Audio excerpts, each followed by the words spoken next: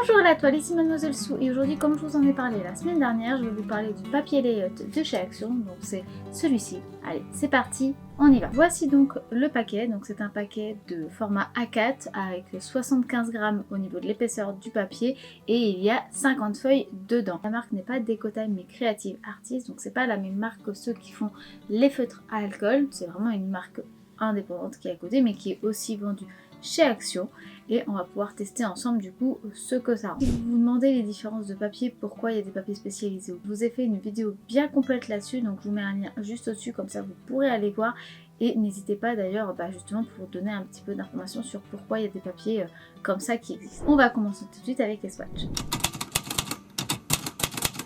Pour être sûr de connaître bien sa capacité, j'ai décidé de le faire avec 3 marqueurs différents.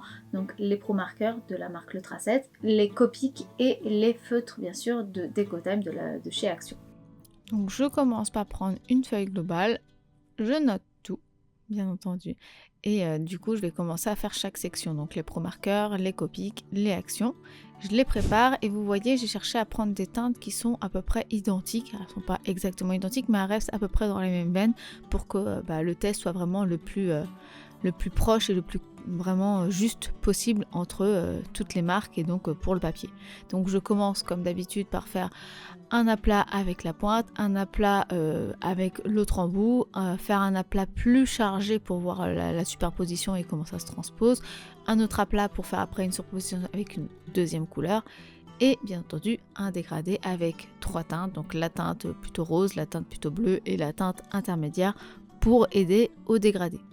Parce que c'est vrai que j'ai plus de blender en ce moment, donc c'est vrai que j'ai pas pensé à en racheter un pour la vidéo. Je fais exactement la même chose avec le Copic et du coup voilà, je fais tout avec le bleu d'abord.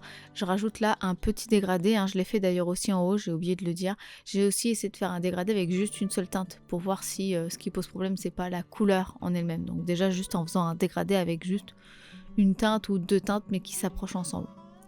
Et maintenant je fais donc le dégradé ou plutôt la fusion de couleurs entre le bleu et le rose. Je rajoute la superposition de couleurs que j'ai pas encore fait avec le pro marqueur que je vais faire juste après et du coup je le fais aussi avec le Copic. Franchement j'ai peut-être pas choisi les couleurs les plus intenses pour que ça se voit non plus, mais ça se voit quand même doucement, je ne force pas, je ne surcharge pas, mais ça se voit quand même. Là j'ai essayé avec le vert clair ou bleu clair de chez Action, mais ça n'allait pas. Donc j'ai pris plutôt le bleu vert turquoise. J'ai pas du tout exactement les mêmes teintes avec ceux de chez Action, alors j'ai fait avec des teintes un peu plus vertes. Mais sinon en dehors de ça, le résultat est le même. Et vous voyez, on voit bien que le dégradé déjà est un peu délicat. J'ai rattrapé, on peut y arriver, mais c'est un petit peu plus délicat à faire. C'est pas toujours très très évident, faut y aller vraiment dans le vif. Vous voyez, je ferme même pas mes bouchons pour pouvoir faire le dégradé. Enfin déjà de base, même avec du papier layout, il y a certains layouts où il faut d'ailleurs garder ses feutres ouverts pour le faire, sinon vous ne pouvez pas, parce que c'est pas ce qui est le plus utilisé dans les papiers layout, le dégradé. C'est plus la superposition et les aplats qui sont utilisés comme technique. C'est pour ça que je vous montre aussi beaucoup d'aplats et de superposition de couleurs en aplats pour vous montrer. Voilà le résultat. Alors vous voyez, on arrive quand même à avoir des aplats assez intéressants. On arrive à avoir plus ou moins des dégradés, mais c'est pas très très réussi. La superposition se fait, mais elle reste quand même assez en transparence. Et on se rend compte que c'est beaucoup plus uniforme avec les feutres de chez Action qu'avec les feutres d'autres marques en fait. Et c'est vrai que c'est une chose que je me rends de plus en plus compte en utilisant les feutres à alcool de chez Action, que ce soit avec ma vidéo sur les métalliques que je vous ai fait en début d'année, ou même avec la vidéo précédente où je vous parlais justement du papier et même avec mes cours, c'est que les papiers de chez Action, ils vont avoir beaucoup plus d'alcool, ou en tout cas c'est l'impression que ça donne parce que ils vont sécher un peu moins vite et ils vont s'étirer beaucoup plus, ils vont vraiment, comme je disais dans ma vidéo précédente, gonfler, enfin ils vont vraiment s'étirer et donc s'élargir, ce qui fait que quand on pose, eh bien, on n'aura pas un point très fin, ça va être plus large. Donc ça a certains désavantages, donc par exemple pour tout ce qui est du détail, mais par contre ça a un énorme avantage pour avoir quelque chose d'uniforme. Là par exemple, eh bien c'est ce que je vous montrais, là par exemple, eh bien ça a un avantage, parce que quand on regarde les pro marqueurs et quand on regarde les copies, il y a quand même quelques traces, alors que chez Action il y en a quasiment pas. C'est très très pratique parce que au moins on peut se dire que voilà, que c'est un papier qui est plutôt adapté justement au feutre de chez Action, donc au moins ils ont fait en fonction des produits qu'ils avaient, donc ça c'est cool. Par contre, voilà, ça reste assez difficile par contre pour tout ce qui va être dégradé, pour tout ce qui va être superposition, ça va être limité. Donc il va vraiment falloir plus le faire en aplat que en dégradé en fait. Pour ce qui est de l'absorption de l'encre et de l'alcool, eh bien vous voyez, ça n'a pas transpercé pour ce qui est des pro marqueurs et des Copic. Par contre, ça a transpercé pour ce qui est des feutres de chez Action, de la marque Decotime. Il y a eu un tout petit peu aussi au niveau des pro marqueurs, au niveau de la teinte rose, mais vraiment très légèrement. Par contre, ouais, tout de suite, ça a bien bu au niveau des feutres à alcool de chez Action, des Decotime. Donc c'est aussi important de le savoir, que ça boit quand même.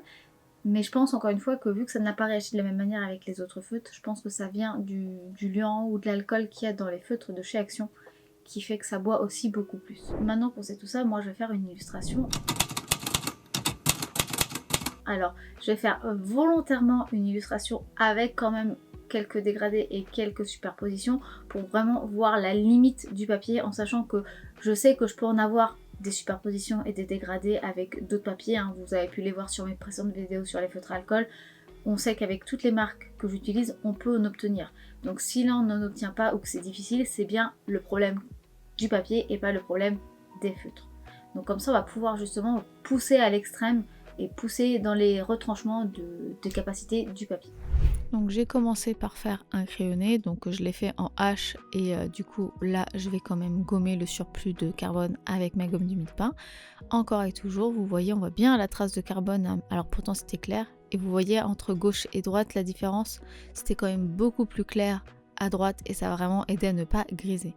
Donc je vais commencer avec la peau, donc vraiment la partie la plus uniforme possible, hein, mais en fait c'est surtout que je vais essayer de faire la grosse zone parce que c'est ce qui est le plus important. On commence par faire un gros aplat général et après on peut rajouter des superpositions de couches, des détails, des ombrés, mais déjà j'essaie de faire un aplat, juste un aplat, pas d'ombrage, etc. Et ça n'a pas été du tout évident. Pourtant, le Pro Marker, il marche bien, hein. Il n'avait pas de problème à faire il n'était pas en train de sécher. Mais pourtant, là, en le voyant sur le papier, j'ai l'impression qu'il était en train de mourir. Donc, j'ai essayé de rattraper en prenant un feutre de chez Action, puisqu'ils ont beaucoup plus de matière liquide qui fait qu'il sèche moins vite, qu'il s'étire plus, etc. Donc, je me suis dit que j'allais essayer de superposer, mais c'est pas vraiment très réussi. Donc bon, je me suis dit que j'essaierais de rattraper ça après, on va laisser poser un peu et puis je vais essayer de faire des détails sur le visage pour juste essayer de trouver une autre solution. Je me suis attaquée aux lèvres. Alors j'ai essayé de faire des lèvres un petit peu pincées, c'est-à-dire que c'est une chose que j'aime bien faire. Je fais l'intérieur, la commissure des lèvres beaucoup plus sombre, un peu plus rouge, et le bas des lèvres un peu plus clair, ce qui permet de faire un volume à la lèvre. Et c'est un style aussi que font beaucoup les Asiatiques en termes de maquillage, et c'est un truc que je trouve très très beau. Bref, en plus de ça, là je rajoute un petit peu de blush, de joue en fait, plus pour lui montrer qu'elle est un peu, qu'elle a de la vie en fait, et puis montrer un peu aussi le volume, parce que pour l'instant elle est encore très très plate. Et puis je me suis dit que vu que de toute façon, perdu pour perdu, vu que je n'arrivais pas à avoir un aplat, j'allais essayer, comme je vous l'ai dit tout à l'heure, de pousser le truc jusqu'au bout et de faire des dégradés, de faire des ombrages. De toute façon, j'ai pas réussi à faire un aplat. Et vous voyez comment ça marche super bien la réactivité des feutres à alcool avec ceux de chez Action. Ça marche pas comme ça, hein, avec le Copic. Le Copic, là c'est pas un Copic, c'est un Pro Marker. Mais celui-là, il a permis en fait en fait, je sais pas s'il pompe ou s'il étire l'encre de celui de chez Action. Mais en vrai, ça va vraiment aider à dégrader. Donc en fait, ce que je fais, c'est que je mets une couleur sombre de chez Action. Je dégrade avec soit un Copic, soit avec un clair de chez Action. Et je termine avec un Copic ou un Pro Marker pour vraiment flouter et rendre ça le plus uniforme entre guillemets, parce que là vous ne me voyez pas faire, mais je fais uniforme avec mes doigts pour essayer justement d'unifier. Vous voyez, là je suis en train de prendre le Pro Marker Et du coup, je vais essayer de faire ça un petit peu sur tout le visage pour ajouter des ombrages. Donc là, on est au niveau des cheveux, hein. Où est-ce qu'on met les ombres? On met les ombres là où en fait il y a des choses qui vont se superposer, parce que c'est là où la lumière ne va pas atteindre. Donc là, au niveau de sa frange, il faut que je lui mette de l'ombre, puisque l'ombre va vraiment être visible parce qu'il y a la mèche qui cache le front. Donc là, la lumière, je me rappelle plus trop, mais je sais que je m'étais indiqué, je crois que ça devait venir de en haut à gauche, mais vous voyez, hein, les traces, on les voit bien. C'est vrai que des fois avec la lumière on a tendance à pas trop les voir parce que ça fait un peu surexposé, des fois c'est pas toujours évident de gérer la lumière, mais elles sont là. Alors là, du coup, encore une fois, comme c'était pas évident les ombrages, j'ai essayé à chaque fois que je chantais, que je me sentais un peu dépassée parce que c'était pas facile de passer à une autre étape. Donc je suis passée un petit peu aux yeux pour lui donner un peu plus de vie en juste lui mettant un point de vert, mais au moins ça lui donne un peu de vie. Et je m'attaque aux cheveux en me disant que comme j'arrive pas à faire d'aplat, que j'arrive pas à faire des dégradés, je vais jouer sur la texture en faisant plein de lignes, et comme ça va faire la texture des mèches de cheveux. Et du coup je commence avec entre guillemets des petits aplats en faisant des petites lignes et en mettant couleur par couleur pour essayer de mettre la lumière présente, les ombrages, et rajouter après plein de nuances entre pour pouvoir faire les effets de cheveux. Et vous voyez, je fais donc des traits et qui partent de la pointe de cheveux et qui vont jusqu'à la racine, ou qui vont de la racine jusqu'à la pointe de cheveux, pour justement amener la dynamique vers la racine et vers la racine et la ligne de cheveux qu'il y a au milieu, là où il y a en fait la frange. Et je vais faire ça tout du long, et à partir du moment où je vais essayer de faire des ombrages, donc là où je vais assombrer, je sais pas si c'est les feutres à action, si c'est le papier, mais ça a fait baver tout. C'était ultra galère de faire des tracés corrects en fait. Dès que j'essayais, ça s'étiolait et il y avait les rebords qui s'assombrissaient, comme si le pigment fuyait en fait la pointe du feutre. Et du coup, j'étais constamment obligée de jongler entre des feutres à action, des feutres de chez Pro Marker, des feutres plus clairs. Et même comme ça, on a l'impression que j'ai bâclé le travail alors que j'ai passé un temps fou à faire ces mèches de cheveux. Je sais pas, en fait, dès que j'essaie de trouver une solution pour pallier à un problème, un autre problème arrive. C'est extrêmement perturbant et je comprends pas comment ça peut être possible en fait. Donc pour vous expliquer un petit peu, j'ai déjà fait une couleur un peu orangée au départ, et ensuite j'ai rajouté du marron pour faire les ombrages, et j'essaie de flouter. Là où il y a plus de lumière, j'ai mis plus du jaune orangé, et là où c'est le plus sombre, j'ai plutôt mis du roux, du orange et du marron. Comme ça permet vraiment d'amener une intensité. Et j'avais mis du jaune aussi quand même un petit peu sur les bouclettes, mais je sais pas pourquoi ça ne veut pas rester. À chaque fois il a fallu que je reblende, donc ça a assombri le tout. J'essaye quand même d'en remettre un petit peu, hein, et d'éclaircir, vu que ça fait fuir un petit peu le pigment, pour réunifier un petit peu tout ça, parce que je trouvais quand même que le bas des cheveux était quand même un peu trop terne par rapport à la frange et aux hauts de cheveux, même si c'est toujours un petit peu différent. Voilà, j'ai voulu redonner un petit peu de contraste. Et vraiment, le meilleur moyen, c'était d'utiliser le Pro Marker pour tout unifier. Mais là c'est bon, j'arrête les frais, j'ai essayé pas mal de retouches sur la peau, vous n'avez pas forcément vu, mais ça ne veut pas. Les cheveux, ça ne veut pas non plus. C'est bon, j'arrête les frais, de toute façon ça rend pas. Je vais au moins la finaliser avec des feutres pour voir aussi comment réagit le papier avec des feutres noirs, hein. Donc là j'ai utilisé par contre ceux de chez Action, j'ai utilisé les fine liners, et je crois que j'utilise aussi un feutre épais de Papermate après pour les contours plus épais autour du visage et des cheveux et du corps.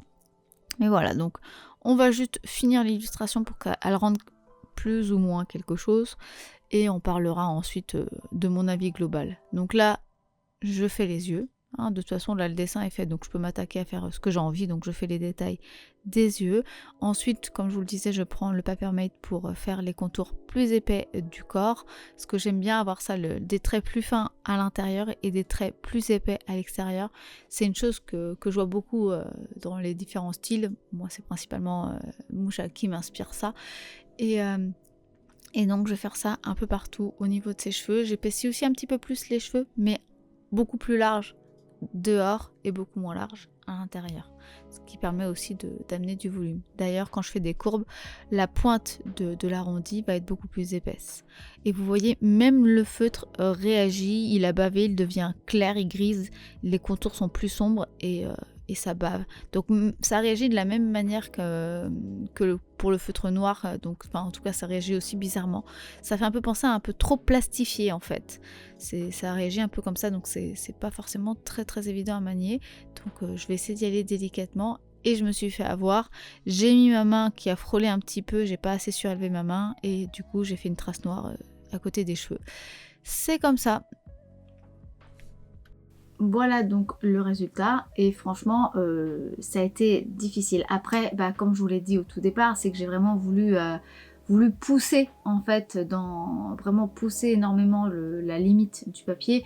Et voilà, hein, clairement ne faites pas ça, hein, ne faites pas essayez vraiment de faire des aplats, de faire des zones simples, vraiment des choses simple, basique. Si vous commencez à faire des superpositions pour rajouter plein de dégradés, etc., ça marchera pas. Si vous faites une ombre, il faut que ce soit une ombre nette, assez marquée et qui n'aura pas un dégradé. Ça ne marchera pas bien sur ce papier-là. Les feutres ont tendance à se réactiver un petit peu, à se répondre. Donc c'est bien dans un sens parce que ça m'a permis d'obtenir des zones de lumière par endroits sur les cheveux ou sur la peau. Mais du coup, ça m'a fait plein de taches au niveau de la peau. Hein. La peau est pas du tout uniforme, ce qui est très très moche du coup. Voilà, c'était très compliqué. J'ai eu quelques taches, c'est de ma faute, hein, avec mes feutres, parce que ça fait un peu comme le papier calque, c'est-à-dire que ça va mettre du temps à sécher. Et donc du coup, ça n'avait pas suffisamment séché, et donc du coup j'ai mis ma main sans faire exprès, et j'ai fait une trace avec ma main. Donc c'est casse-pied, mais vu qu'il fait 75 grammes, je peux même pas chercher à gommer avec ma gomme électrique, ça ne marchera pas, enfin je vais faire un trou, c'est sûr et certain. Donc je ne peux pas. Mais par contre voilà, ça a quand même pas mal d'avantages. Ça fonctionne bien avec les feutres à alcool si vous voulez faire des aplats. Ça blende bien, enfin ça se floute bien si vous utilisez les feutres à alcool de chez Action. Donc voilà, franchement, vous pouvez y aller si vous avez des feutres à alcool de chez Action, mais ne faites pas ce genre de choses. Il faudra vraiment que ça soit des aplats, un peu comme ce qui est montré sur le dessin. Il faudra vraiment faire comme sur le modèle qu'il y a sur le calepin ici, c'est-à-dire vraiment faire des superpositions, faire des formes, faire des aplats, mais pas du tout des dégradés, pas du tout des mélanges de nuances. C'est le genre de choses qu'il faut savoir. Si ça vous convient, franchement, pour son prix, vous pouvez y aller. Ça va dépendre. Après, par contre, si vous avez des feutres autres que de chez Action, là, je vous dirais quand même d'aller un petit peu au-dessus parce qu'il faut vraiment que votre feutre à alcool ait beaucoup d'alcool déjà, ou en tout cas la substance qui fait que ça s'élargit bien, que ça sèche moins vite. Moi, je suppose que c'est l'alcool, mais j'ai peut-être tort. Sur ça risque de poser problème si vous prenez d'autres feutres. Donc, prenez les feutres de chez Action pour ce papier-là, en tout cas. Au niveau de l'illustration et du transperçage, franchement, vu le nombre de couches astronomiques que j'ai mises, franchement, ça va. Il n'y a que vraiment au niveau de la mèche là qui est attachée. Mais franchement, en dehors de ça, c'est juste la transparence du papier parce qu'il est fin, il fait que 75 grammes, qu'on voit à travers. Hein. Mais en dehors de ça, ça ne va pas transpercer. Donc, franchement, ça c'est cool. Ça montre que quand même, malgré tout, vous allez moins abîmer vos feutres avec ce genre de papier qu'avec par exemple l'autre papier feutre à alcool de chez Action. Ces tests-là, je les ai faits en fin d'année dernière, donc vraiment à la période de Noël, et je pensais vous les mettre en fin d'année, finalement je les ai pas fait, donc c'est pour ça que la vidéo n'arrive que maintenant. Et du coup, j'avais fait une autre illustration sur le thème de Noël avec plus des aplats, et je peux vous dire que c'est quand même pas super méga évident non plus. Je vous montre, mais attention, c'est pas joli, hein. Le feuillage, il s'élargissait toujours, ça faisait toujours des traces, ça avait tendance à remettre une zone de clair là où il y avait de la couleur quand je faisais une superposition. Donc par exemple, quand je voulais mettre du sombre, eh bien ça réagissait avec le clair qu'il y avait en dessous, donc ça faisait des traces. Le vert sombre, il a quand même bavé, il a fait des auréoles.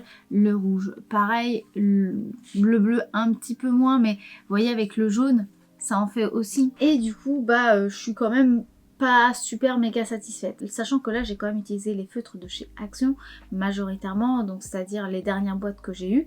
Donc attendez, je vais vous les montrer. J'ai utilisé ces boîtes là pour les feutres à alcool, plus d'autres que j'avais avant d'anciennes collections, mais j'ai quand même pris des feutres récents de chez Action, parce qu'à l'époque c'était quand j'étais à Noël, donc je les ai pris quand ils étaient sortis.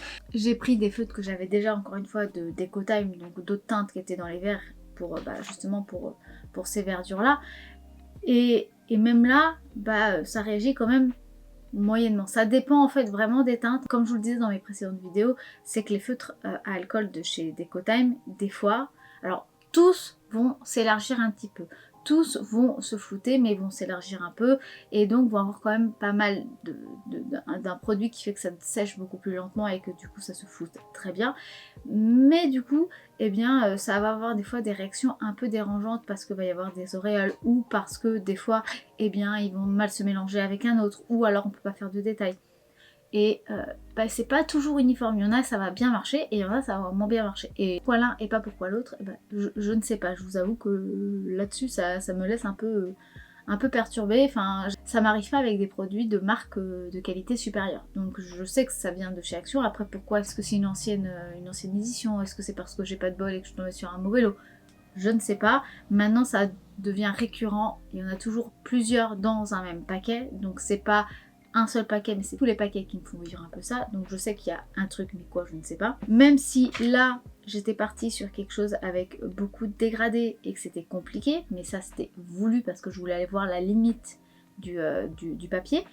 Mais malgré tout, on arrivait quand même à avoir des résultats. Là, on se dit, du coup, vu que je peux pas faire de dégradés, on va faire des aplats. Et même les aplats, c'est très compliqué. C'est très très compliqué. Donc est-ce que c'est parce que le papier absorbe tellement peu que du coup ça tend à glisser et à faire des auréoles, comme quand on fait par exemple de l'aquarelle et qu'on charge trop en eau et que du coup ça fait bouger le pigment et que le pigment se colle au rebord? Peut-être. Et donc dans ces cas-là, c'est peut-être parce qu'il y a trop de produits liquides dans le feutre qui fait que ça fait bouger trop le pigment. Ou est-ce que c'est le papier qui n'absorbe pas assez? Encore une fois, je ne sais pas. Je dirais que c'est quand même un peu entre les deux. Parce qu'en fait, c'était pas forcément trop la faute du papier, c'est peut-être justement la faute du feutre. Je pense que c'est un peu aléatoire aussi, mais voilà. Donc sachez que vous pouvez utiliser ce papier-là après avoir fait tous ces essais, mais faites des tests. Encore et toujours, c'est toujours ce que je répète, faites des tests, vérifiez que ça marche bien avec vos feutres à vous, vérifiez que telle couleur marche bien ou que telle couleur marche bien avant de vous mettre sur votre projet pour pas gâcher tout ce que vous avez pu faire en amont pour votre réalisation et que vous n'ayez pas tout à recommencer. Maintenant, il y a quand même des choses qui ont bien marché, il y a des choses qui ont moins bien marché, mais voilà, encore une fois, pour son prix, on peut pas lui demander la lune. Donc, pour tester, pour s'entraîner, pour faire des petites choses qui sont pas très importantes ou pour des choses qui sont pas, qui sont là pour vous détendre, pour vous faire plaisir, oui. Dès que vous voulez aller sur des choses avec de la meilleure qualité, dès que vous voulez peaufiner, rentrer dans le détail, vous améliorer, là il faudra vraiment passer un cap au-dessus. C'est ce que je dis à chaque fin de vidéo de chez Action, mais techniquement ça reste des produits qui sont acceptables quand ils le sont. Là c'est le cas, ils sont très bien pour leur prix, pour leur qualité et leur prix, mais on peut pas leur demander la qualité des produits de loisirs créatifs, de beaux-arts, qui eux vont pas avoir le même prix, mais vont pas avoir la même qualité non plus. Ça vaut par rapport au prix, on va dire. Donc tout dépend après, encore une fois, de vos attentes et de vos besoins. En conclusion, je trouve que le papier n'est pas mauvais. Ça peut être bien pour pas mal de choses, mais dès que vous voudrez aller un peu plus loin, donc avoir un peu plus de qualité, avoir des résultats un peu plus, pas forcément pro, mais disons un peu mieux en qualité et que ça vous parle plus parce que vous évoluez, là vous serez obligé de passer aux produits des Beaux-Arts parce que la qualité ne pourra pas suivre avec ces produits-là. Sachant que j'arrive à obtenir certains résultats, en sachant qu'il y a aussi parce qu'il y a l'expérience. Alors là, clairement, ça a été un vrai challenge pour moi, ça a été ultra dur de travailler sur ce papier-là. J'ai vraiment pas aimé l'expérience, hein.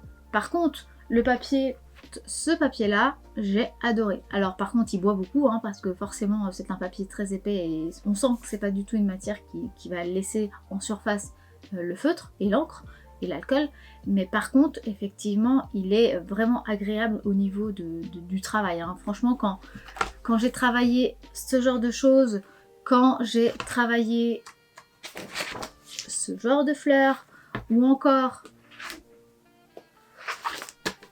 quand j'ai réalisé cette fleur là oui effectivement j'ai passé un bon moment, c'était très agréable, c'était facile à travailler. Avec l'autre papier, donc celui que je vous parle aujourd'hui, non, ça a vraiment pas été évident du tout. Mais parce que c'est une question aussi de pratique. Moi, ce que j'aime, c'est flouter les choses, c'est dégrader les choses, c'est faire que tout soit vraiment fondu entre elles. Les couleurs doivent être fondues entre elles. Or, bah, c'est pas du tout un papier adapté à ça. Donc essayer de faire des aplats, c'est un peu compliqué aussi. Donc disons que ça me parle moins, en tout cas à ma pratique personnelle. Maintenant, au niveau des swatchs, au niveau de ce que j'ai pu tester, bah, ils sont pas non plus, c'est pas non plus le plus mauvais de tous les papiers que j'ai pu tester. Ce sera toujours mieux que de prendre un papier imprimante classique, hein. Donc oui, pour 2 €, ça vaut le coup de prendre un carnet comme ça, par exemple, pour tester, plutôt que d'acheter, de prendre dans votre imprimante du papier, quoi. J'espère en tout cas que cette vidéo vous aura plu et vous aura un petit peu aiguillé sur votre achat ou pas. Si c'est le cas, n'hésitez pas à liker cette vidéo si ce n'est pas encore fait. Vous pouvez bien sûr la commenter et la partager, ce qui me soutiendrait un petit peu et ça m'aiderait à me faire un peu connaître parce que c'est comme ça que fonctionne YouTube. Plus on va interagir avec la vidéo en la likant, en la commentant, en la partageant, en la regardant, et bien plus YouTube va se dire ah, ça intéresse les gens, donc on va la montrer un peu plus. Donc merci d'ailleurs beaucoup à tous ceux qui le font, merci énormément. Merci beaucoup à tout l'accueil que vous avez pu faire à mes dernières vidéos, franchement merci énormément. Merci à vos commentaires qui sont vraiment adorables, merci à vous tous. Merci aussi à ceux qui me commandent des illustrations, que ce soit des prints, des originaux que je fais sur mesure ou des livres de coloriage et même des petits goodies que je fais imprimer sur des supports autres que du papier. Merci beaucoup à vous tous. Merci aussi à ceux qui me soutiennent sur Tipeee en me donnant un petit don, soit unique, soit tous les mois. Merci beaucoup, ça m'aide beaucoup à pouvoir continuer à faire vivre cette chaîne. Donc merci beaucoup à vous tous. Et puis sur ce, cette vidéo est véritablement terminée. Donc moi je vous dis à dimanche prochain midi pour une nouvelle vidéo et je vous fais des bisous. Bye!